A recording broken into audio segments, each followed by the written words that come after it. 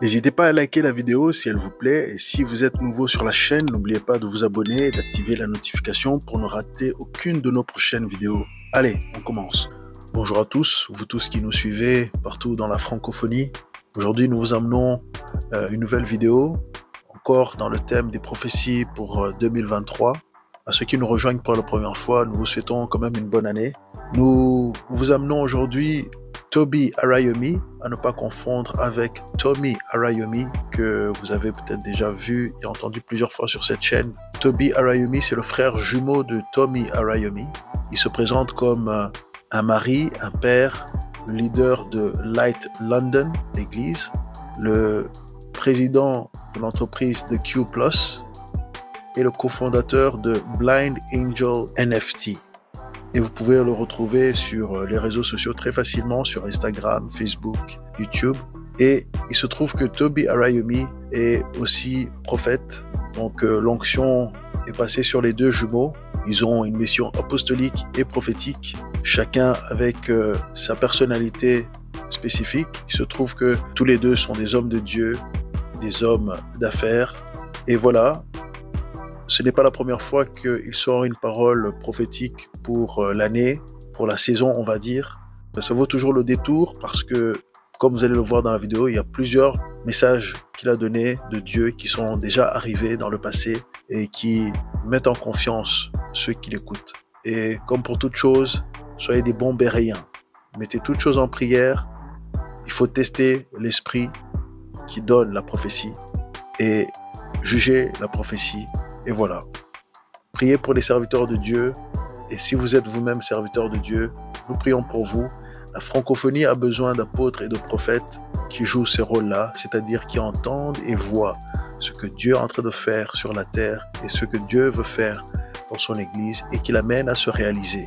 Bien sûr, nous ne remettons pas en question les différents ministères de pasteurs, d'évangélistes et d'enseignants, mais ces trois ministères sont bien connus en francophonie, que ce soit en Europe ou en Afrique. Mais tout ce qui concerne les apôtres et les prophètes, il y a beaucoup de discussions. Et bien sûr, c'est normal. Parce que quand on parle au nom du Seigneur de manière directe, cela nécessite beaucoup plus de vérification, cela nécessite beaucoup plus de surveillance et de prudence. Donc, nous vous conseillons toujours de mettre toutes choses en prière, d'agir que lorsque l'Esprit de Dieu vous parle et d'avancer dans votre marche de foi avec Christ, avec le Saint-Esprit, par le conseil de toute la parole de Dieu. Donc avec cette courte introduction, rentrons dans la vidéo. La guerre est à propos de qui contrôle vos yeux et vos oreilles. Mais le Seigneur a dit, ceci était une manipulation. L'Inde avait son mot à dire sur les accords qu'elle voulait conclure ou non. Il y aura de la violence autour de leur odeur et même des assassinats.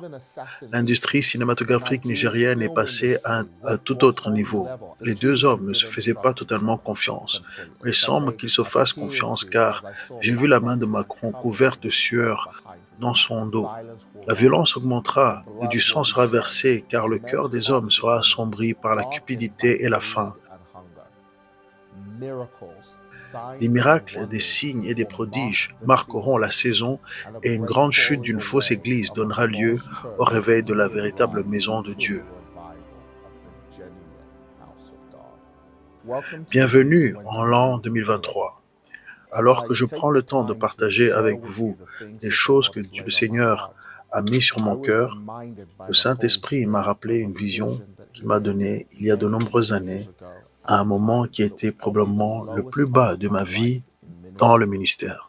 J'étais gravement épuisé, j'étais gravement en burn-out. Je venais juste d'être pasteur d'un puissant réveil, un mouvement de Dieu à Northampton, en Angleterre. Et à l'époque, Dieu m'avait demandé plusieurs fois, même à travers des visites personnelles avec le Seigneur Jésus, de quitter là où j'étais parce qu'il avait quelque chose d'autre à faire pour moi. Et j'avais ignoré, j'étais épuisé et honnêtement gravement déprimé. Et une nuit, alors que je demandais à Dieu de prendre ma vie, j'ai eu une rencontre au ciel. Et dans ma rencontre, j'ai été pris, enlevé. Soudain, je me suis retrouvé sur ce que je peux décrire comme un sol céleste et très brumeux. Et il y avait ces grands êtres de lumière très minces qui marchaient vers moi. Et j'avais l'air sévèrement amoché et déchiré par la guerre. Ces êtres parlaient dans une langue que j'ai décrite à l'époque comme une bulle. Mais plus ils parlaient, plus je me sentais ivre dans la gloire et la présence de Dieu. Et plus j'étais ivre, et plus je comprenais ce qu'ils disaient. L'un d'eux m'a soudain dit, « Allons voir le Seigneur, parce qu'il a rendez-vous avec toi aujourd'hui. » Soudainement, j'ai été rempli d'un sentiment de peur, mais j'étais encore submergé par la gloire de Dieu qui était partout sur moi. J'ai été aussi soudainement rempli d'un sentiment de peur.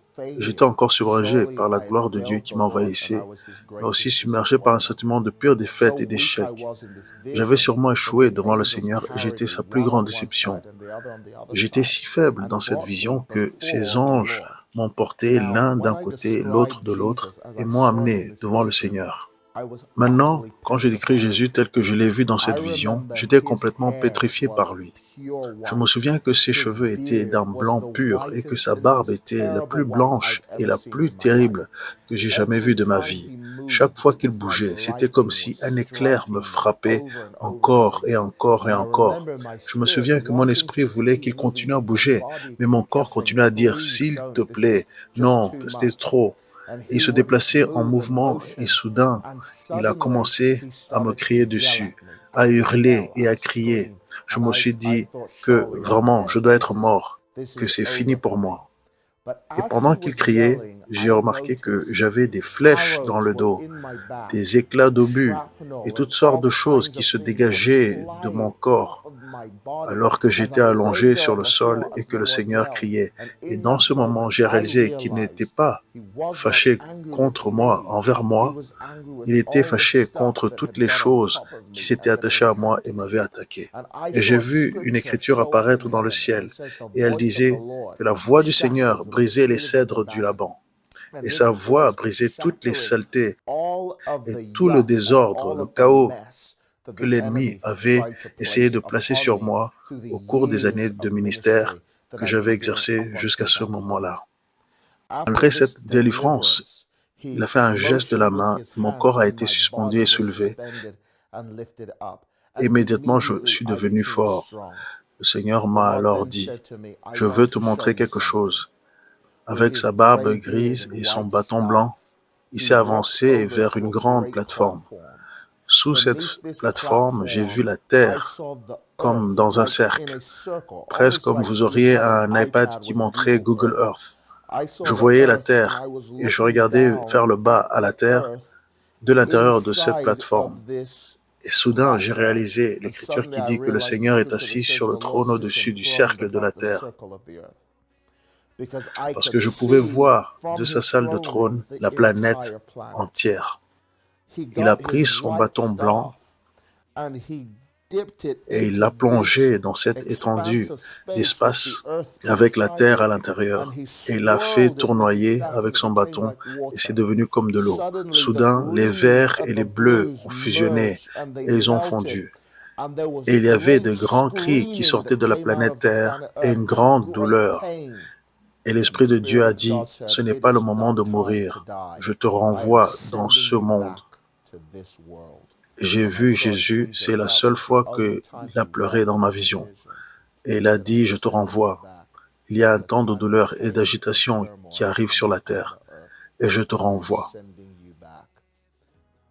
Et je crois vraiment que l'Esprit de Dieu me l'a rappelé alors que je préparais ma parole pour cette année. Le Seigneur me l'a rappelé parce que je crois que nous entrons dans ce temps-là que l'Esprit de Dieu m'a montré dans cette rencontre il y a tant d'années. Maintenant, ceux qui ont suivi mes paroles prophétiques et mon voyage prophétique, vous avez vu certaines des façons et des précisions avec lesquelles l'Esprit de Dieu nous a parlé depuis que ce voyage a commencé, depuis les histoires d'il y a plusieurs années où nous avons dit que les gens appelleraient les nations racistes. Plus de feu, j'ai vu s'allumer sur le Royaume-Uni. Des rondes raciales dans plusieurs poches différentes, dans plusieurs zones différentes. Les hommes ont commencé à dire que le Royaume-Uni est une nation raciste et nous en voyons déjà quelques prémices. Mais le tribalisme veut renaître d'une manière formidable, alors que l'unité devait être la force du jour. Et j'ai vu le Seigneur oindre des champions de l'unité, là où l'ennemi élevait des voix de division. Et ce n'est pas que nous voulons balayer les injustices sous le tapis, mais les temps exigent une unité d'esprit comme nous n'avons jamais connue auparavant. Et donc le Seigneur dit que nous allons devoir apprendre la justice sur le tas, que pendant que nous nous dirigeons vers l'unité, la justice se lèvera en même temps. Et le Seigneur dit que le mouvement de la justice juste sera un acte d'accusation sur les injustices qui se sont produites. Et le Seigneur dit que vous n'aurez plus d'ennemis du racisme sans nom, sans visage, mais le Seigneur dit que vous serez capable de l'épingler sur des individus et des noms, et nous le verrons s'éteindre dans les poches. Parce que le Seigneur dit, je souffle un puissant sifflet, dit l'Esprit de Dieu.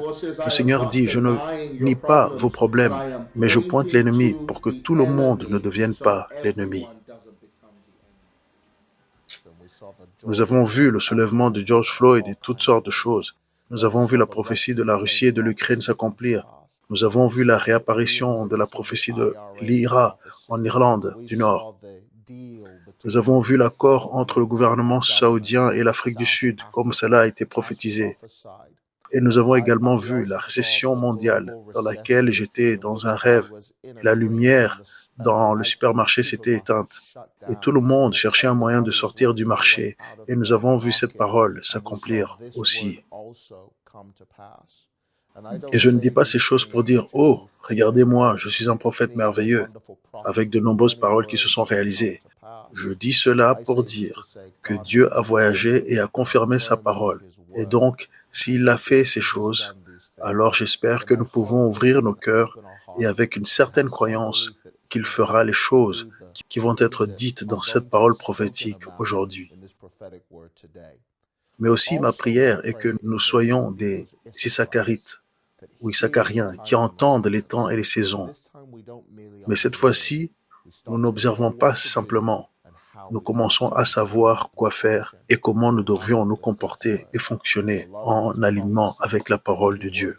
Beaucoup de ces prophéties seront des paroles qui, je l'espère, ne s'accompliront pas. Que nous pouvons prier et dire que Dieu a renversé ces choses. Certaines de ces choses seront inévitables et s'accompliront, mais beaucoup de ces paroles sont pour vous afin de trouver un contexte, un partenariat avec le Saint-Esprit et pour vous donner un lieu de foi et d'espoir, pour vous connecter avec ce que Dieu fait dans les nations de la terre. Donc voici ce que j'ai entendu. Le Seigneur dit, nous entrons plus profondément dans la saison des guerres et des rumeurs de guerre. Je vais aligner le monde comme un échiquier et les nations vont commencer à choisir leurs alliances stratégiques pour l'avenir. Cette année, leur position va déterminer leur place dans ce qui sera le futur de l'histoire moderne. Les nations vont extrapoler le passé et beaucoup vont essayer de prédire le futur, mais le Seigneur dit que je réarrange la carte et ce à quoi le monde va ressembler. J'ai vu par exemple Emmanuel Macron, le président français, assis avec Justin Trudeau, le premier ministre canadien. Ils ont dit, nous avions tant de choses en commun et nous avons tous les deux souffert de soulèvement et avons gagné marginalement notre place. Comment pouvons-nous construire notre relation et renforcer notre pouvoir? Les deux hommes ne se faisaient pas entièrement confiance, mais ils semblaient se faire confiance car j'ai vu la main de Macron couverte de sueur dans son dos. Il y avait une sorte d'agenda caché. Ils semblaient tous deux discuter d'une stratégie long terme pour obtenir l'adhésion de l'Australie. Dans ma vision, et je ne connais rien à la politique australienne, j'ai vu une étoile montante de la politique australienne, une femme avec des cheveux courts, peut-être blonds, et il semblait que tout le monde voulait qu'elle gagne. Ceux qui s'opposaient à elle étaient qualifiés de fanatiques et de patriarcales. Cela étaient les voies pour annuler la dissidence contre son règne. Elle était faite roi par le Canada et l'Australie, mais derrière son dos, il y avait tous les programmes démoniaques de l'homme et elle allait les installer de force en Australie. Puis, j'ai vu un homme aux cheveux gris plutôt potelés. Il avait l'air d'avoir la cinquantaine. Et l'Esprit de Dieu m'a dit de prier pour sa guérison et sa force, en particulier dans la région de l'estomac. Le Seigneur dit que dans 2 ans, il doit gagner ou la porte s'ouvrira et même la Chine ne pourra pas être retenue. C'était une porte que l'ennemi voulait exploiter pour une guerre idéologique qui allait se transformer en une guerre véritable. J'ai alors vu l'Afrique émergeant comme une puissance majeure. Les gens voulaient investir bien que ce ne soit pas son propre peuple. La majorité de l'argent versé provenait du Moyen-Orient. Une partie venait assortie de conditions, mais une grande partie était bonne. Dieu a créé un réveil parmi les dirigeants africains qui n'ont pas encore émergé. Certains prendront leur place cette année. Une grande partie de leur solution sera un investissement dans la technologie anticorruption. Un plan a été préparé pour cela et remis pour son déploiement. Il a eu un grand effet et beaucoup l'ont détesté parce qu'il a apporté trop de responsabilités. Ils l'ont combattu politiquement et avec des calomnies. Mais c'était l'œuvre de Dieu. J'ai vu un nouvel âge d'or en Afrique. Après de grands bouleversements et de la violence, ces nouveaux dirigeants avaient finalement découvert que la plus grande mine d'or était leur peuple. Ils ont investi en eux avec la vitesse et l'enseignement de compétences qui étaient basées sur l'Internet, développement web, blockchain, développement, conception graphique, le commerce des marchés financiers. Et ces compétences pourraient être exportées dans le monde entier. L'industrie cinématographique du Nigeria est passée à tout un autre niveau et le Ghana était juste derrière les talons. Le tourisme est monté comme les bâtiments étaient en hausse et les hôtels étaient en hausse. L'immobilier était en hausse. Et j'ai vu des gens dire soudainement, il semble que l'immobilier le plus cher soit bientôt en Afrique. Ces nouveaux dirigeants ont besoin de beaucoup de prières. Il y aura de la violence autour de leur odeur et même des assassinats, mais ils se lèvent, dit le Seigneur. J'ai alors vu qu'à ce moment-là, le Soudan a soudainement culminé comme une montagne. Un grand changement était à l'horizon. Leur or et leur pétrole ont été soudainement découverts. La richesse y était déversée, mais ils avaient besoin de guérir leurs fractures internes. À ce moment-là, ils étaient assis à la table avec la Turquie. Les 2 leaders étaient là. Dieu a fait en sorte qu'il soit une ligne d'approvisionnement, mais j'ai vu le Seigneur exposer le leader turc et une fracture a été créée dans leur relation. C'était l'œuvre du Seigneur. Puis soudainement, les nations arabes ont comblé l'écart. C'était une bonne chose. Le Seigneur dit qu'il y a des nations arabes sur lesquelles ma main est posée. Elles ne le savent pas encore, mais elles le sauront. Elles sauront qu'une sagesse les guide, et cette sagesse, c'est moi. Soudainement, j'ai vu l'Inde prendre place à la table des nations développées. Le chiffre du PIB est soudainement devenu comme personne n'avait jamais vu auparavant. L'Inde avait son mot à dire sur les accords qu'elle voulait conclure ou non. Il y avait une lutte acharnée pour l'Inde et les travailleurs indiens entre l'Angleterre et l'Amérique. Qui lui offrirait quoi? Car ce qui était exporté était dans la technologie, l'architecture, la conception et les minéraux. J'ai demandé au Seigneur à ce moment-là, qu'est-ce que le corps de Christ doit faire? Puis je l'ai vu lever des leaders. Joseph et Daniel de la Bible étaient devant eux. Il y avait un rendez-vous en cours. Priez le Seigneur de la moisson, l'Esprit de Dieu a dit. Il enverra des ouvriers de sa présence. Dieu a appelé ce groupe particulier ses ambassadeurs diplomatiques stratégiques. Ils auront des pouvoirs diplomatiques et par la vision et les rêves, tout comme Joseph et Daniel, ils utiliseront la sagesse de Dieu pour diriger. Le Seigneur a dit que ce serait comme un Achitophel, car quand il parlait, c'était comme si Dieu lui-même donnait des conseils. Ils connaîtront les choses dont les dirigeants ont besoin pour diriger le cours de leur nation, des choses avancées que seul Dieu peut connaître. Dans ce temps-là, alors que beaucoup appelleront à la paix, le Seigneur dit que la violence augmentera et le sang sera versé, alors que le cœur des hommes sera assombri par la cupidité et la faim. Je provoquerai des anomalies étranges dans le climat et beaucoup de premières, car les gens diront que c'est la première fois que ce genre de tempête ou cette éruption s'est produite depuis de nombreuses années ou ce tremblement de terre à cette échelle de dégâts. Car le Seigneur dit que j'utiliserai la nature comme mon outil de jugement. Certains se tourneront vers moi et d'autres encore crieront que c'est une preuve supplémentaire de la catastrophe climatique. J'ai entendu l'Esprit de Dieu dire « Accrochez-vous, accrochez-vous », alors que le monde se dirigeait vers une crise. L'impact auquel nous nous préparions était de nature économique. Et les avions que j'ai vus mener les nations du monde, finalement, la morphine qu'ils avaient donnée à l'économie ne fonctionnait plus. Et il était temps de ressentir l'effet de l'orgueil politique et de la manipulation économique. Les livres étaient mis en évidence sur les dépenses du gouvernement et les dirigeants du monde l'utilisaient comme une opportunité de déplacer le blâme, mais le peuple épinglait fermement la queue là où elle devait être, sur la queue du gouvernement.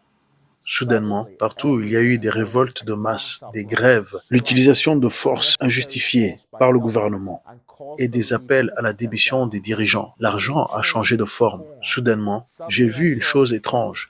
L'argent est devenu de la nourriture. Et il y avait des courtiers de pouvoir qui contrôlaient l'approvisionnement, tout comme ils le faisaient avec l'argent. Et il y avait des plaintes de manque, de contamination, de réserves basses, de contamination de conteneurs gardés en mer pour des raisons politiques. Mais le Seigneur dit, cela était une manipulation. J'ai vu la Chine au premier plan. Cette année restera dans les annales. C'était le moment pour le peuple de Dieu d'être sage. Voici ce que dit l'Écriture. Envoyez votre grain à travers les mers, et avec le temps, les profits reviendront vers vous. Mais divisez vos investissements en de nombreux endroits, car vous ne savez pas quels risques peuvent vous attendre, ni quels problèmes peuvent survenir sur la terre, dit une autre traduction. J'ai vu le conflit à propos de Taïwan augmenter et les gens ont commencé à crier une autre crise cubaine des missiles. Les prix du cuivre ont commencé à augmenter. Avec lui, l'argent et l'or ont augmenté aussi. La nourriture et le bétail ont également atteint des prix exorbitants, ainsi que les médicaments, car la pestilence a augmenté dans le monde. Sois sage, dit Dieu à son peuple. Des troubles arrivent sur le pays. J'avais l'impression alors que j'étais allongé devant l'Esprit de Dieu. J'ai soudainement vu la famille Kardashian. Et je ne dis pas cela à cause de qui ils sont, mais ils représentent la famille, dans une certaine mesure. Mais j'ai vu un désastre soudain s'abattre sur cette famille. Et l'Esprit de Dieu a dit que vous n'avez pas besoin d'être d'accord avec tous ceux qui les entourent, mais priez. J'avais l'impression que Dieu voulait les utiliser comme un signe de quelque chose, mais que l'ennemi voulait apporter un désastre ou une tragédie à cette maison. Et je demande au corps de Christ, dans le monde entier, de se lever et de prier pour cette famille en ce moment. Pour l'Amérique, j'ai entendu dire que le cirque continue, pendant que Dieu abreuve les dirigeants de confusion et de désillusion. Soyez prudents, Amérique, que votre nationalisme ne vous fasse pas tomber dans l'orgueil. Alors, vous trébucherez sur vos propres pieds et vous jouerez dans les mains de vos ennemis. Le Seigneur dit qu'il y a ceux en vous qui savent que seul un réveil guérira l'Amérique et la préservera d'une autre grande dépression. Priez, dit le Seigneur, afin que vous et le Royaume-Uni ne somnambuliez pas dans un désastre. Priez, dit le Seigneur, pour un autre grand réveil. En terminant, j'ai eu l'impression que le Seigneur dit, ne vous inquiétez pas. J'ai toujours utilisé la crise comme mon opportunité. Et tout comme on dit en politique, ne gaspillez pas une bonne crise. Moi, le Seigneur, je ne gaspillerai jamais aucun de ces moments d'opportunité divine. J'ai mon peuple stratégiquement placé et ma gloire sera vue. La guerre est sur qui contrôle vos yeux et vos oreilles. Alors dirigez fermement votre regard sur ma face et je ferai de vous mes radieux enfants. Cette année C'est votre année Ésaïe 60. Levez-vous, brillez car votre lumière est venue. Des miracles, des signes et des prodiges marqueront la saison. Et une grande chute de la fausse église donnera lieu au réveil de la véritable maison de Dieu. Famille, j'espère que vous avez reçu ceci et que vous le portiez à vos autels de prière parce que je crois que Dieu a beaucoup à faire dans l'organisation des nations cette année. Et je crois que nous avons beaucoup à faire dans notre alignement stratégique aussi. Je prie que Dieu vous parle et souvent j'aime revenir et lire les commentaires sous ces vidéos. Partagez avec moi votre plus grande leçon et ce que vous croyez que l'Esprit de Dieu souhaite que vous fassiez en cette nouvelle année de grand alignement. Je crois que cela va être la plus grande année quand nous voyons des désastres extrêmes et cela signifie que nous allons aussi voir des extrêmes de la gloire de Dieu. Préparons-nous dans la prière, préparons-nous prophétiquement et préparons-nous dans l'action. Allons plus loin que nous n'avons jamais été auparavant. Donnez plus que nous n'avons jamais donné auparavant. Et devenons plus profonds dans le Saint-Esprit que nous l'avons jamais été auparavant. Mais pour moi, je prie, soyez amour, croyez et soyez lumière. Que Dieu vous bénisse. Que pensez-vous de cette vidéo? Est-ce que vous êtes d'accord? Est-ce que vous n'êtes pas d'accord? Ou est-ce que vous voyez les choses autrement? Ou si vous avez reçu autre chose qui va avec ce message, laissez un commentaire. Si cette vidéo vous interpelle, si cette vidéo vous parle, laissez un commentaire. Partagez vos rêves, vos expériences de mort imminente, vos expériences spirituelles à l'adresse ci-dessous, visiontransformation.info@gmail.com.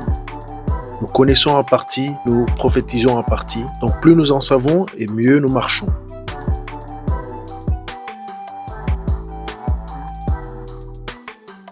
Vous pouvez désormais soutenir la chaîne via PayPal ou en nous achetant un café. Les détails sont dans la description.